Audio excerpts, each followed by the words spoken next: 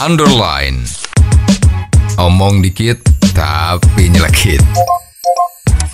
Bersama Om Bob.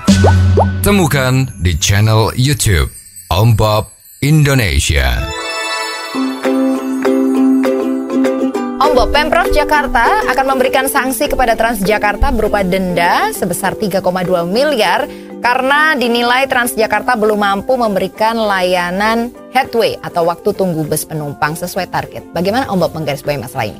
Ya, adanya Transjakarta yang istilahnya terkenal kan busway ya. Betul. Itu sebetulnya bagus ya, karena jalan itu demikian macet. Maka pemerintah membuat jalan khusus untuk busway, di mana tidak boleh ada kendaraan lain yang lewat itu, jadi melulu untuk busway. Dengan harapan busway itu tidak macet, ya, tidak macet dan bisa melayani arus penumpang yang besar sekali di Jakarta ya.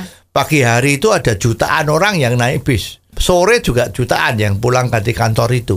Itu kalau nggak dibantu dengan busway, macetnya Jakarta kayak apa ya nggak karuan deh, ya tidak terbayangkan. Nah sekarang masalah yang paling besar adalah orang kalau naik busway yang namanya headway itu kan begini. Orang tunggu di halte berapa menit dia sudah bisa diangkut dengan bisnya. Ya ini ada aturan, ada pengaturan yang harusnya rapi dan ketat. Kalau pas jam padat itu mestinya 3 menit itu harus sudah diangkat. Sekarang peraturannya dari pemerintah untuk transportasi ini kan kalau jam sibuk 10 menit ya. Kalau jam yang tidak sibuk boleh sampai 20 menit. Ini mestinya juga kurang ketat. Kalau jam sibuk, jam masuk kantor pagi hari dari jam 6 sampai jam 9, itu harusnya 3 menit sekali. Ya, jadi jangan sampai penumpang itu menunggu di halte. Masya Allah, sekarang ini nunggunya jam sibuk pun bisa menunggu 30 menit. Ada orang yang berkomentar, dia datang di halte itu sudah pagi supaya bisa dapat angkutan lebih cepat, masuk kantornya tidak terlambat. Ternyata menunggu bis tadi itu 5 menit nggak datang, harusnya aturannya 5 menit. Ini sampai 30 menit atau 40 menit. Kita nggak ngerti apa yang terjadi. Ya, padahal jalur busway-nya kan kosong. Bisnya jumlahnya rasanya sudah cukup banyak. Ada ratusan lah, itu udah cukup banyak. Tapi kenapa masih terjadi? Nah, hebatnya lagi kan pemerintah Jakarta ini kan mau mengenakan denda berapa? 3,5 miliar ya. Untuk Transjakarta karena tidak memenuhi janji-janji operasionalnya yang baik. Nah, ini kan ya gimana? Mestinya yang didenda itu ya bukan perusahaannya. Kalau yang didenda perusahaannya kan tidak ada yang dirugikan kan, yang dirugikan pemerintah. Mestinya ya petugasnya yang mengatur jadwal daripada bis itu yang harus dikenakan penalti. Nggak cuman didenda, mestinya juga harus diganti. Karena dia tidak mempunyai kapasitas bisa memperbaiki, menjamin terjadinya kelancaran di dalam mengangkut penumpang dengan headway tadi itu. Ya, jadi sebetulnya ini yang harus dilakukan tuh bukan denda-dendaan seperti ini, tapi adalah diselidiki SOP-nya sudah benar atau tidak. Kalau kita pikir itu SOP-nya pasti benar, tapi yang salah itu manusianya yang melakukan. Ya, coba itu sekarang kan dari riset-riset seluruh dunia itu kan SDM-nya Indonesia itu kan produktivitinya itu paling rendah kan dibandingkan negara ASEAN. Kita tuh nomor 11 ya. Dari 12 itu kita nomor 11 produktivitinya. Nah sekarang ini kan juga begitu. Produktivitinya supervisor ya, padahal busway itu kan sudah canggih ya.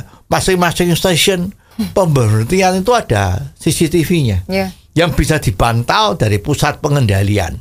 Itu bisa kelihatan berapa menit kok belum ada bis, berapa menit kok belum ada bis. Komunikasi antara stasiun pengendali dengan pengemudi bis itu juga ada. Ya, kenapa ini masih bisa terjadi? Inilah yang harus dilakukan. Ya, bukan denda-denda itu, apalagi dendanya kalau setahun sekali. Nah, mestinya ada satu yang ngawasi betul. Kalau sampai memang ini nggak bisa, ya petugasnya itu diganti. Lah, kalau ada orang yang ada supir yang terlalu lama di suatu halte tertentu, nah kenapa? ya itu harus ditegur, harus diawasi dengan betul. Dan juga kalau ada misalnya busway yang terlambat, kenapa? Sedikit, macet. Karena di dalam jalur busway itu dimasukin mobil atau sepeda motor atau macam-macam yang tidak berhak masuk di sana. Nah ini harus diusut.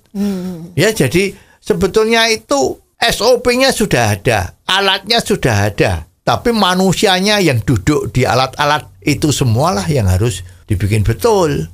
Ya, jadi jangan sampai sudah ada alatnya, sudah ada SOP-nya, tapi kontrolnya nggak ada. Artinya ada orang yang tukang kontrol, tapi kontrolnya tidak benar. Ya, jangan-jangan mentalnya adalah ya nggak apa-apa lah, pokoknya aku kan sudah kerja. Itu hasilnya bagaimana, yaitu walahu alam. Nah misalnya seperti itu, transportasi di Jakarta ada penambahan bis lagi, ya itu juga nggak bisa beres. Ya jadi punishment yang dilakukan ini tidak betul. Ya jadi harusnya orang yang bertanggung jawab yang kena masalah, bukan perusahaannya. Oh jadi begitu ya Om Bob. Jelas deh sekarang. Terima kasih Om Bob untuk waktunya. Sampai ketemu lagi di waktu yang akan datang. Saran dan masukan WhatsApp ke 0878 5590 7788. Underline. Omong dikit tapi nyelekit. Bersama Om Bob. Jika Anda suka dengan channel ini, jangan lupa subscribe, like, dan komen.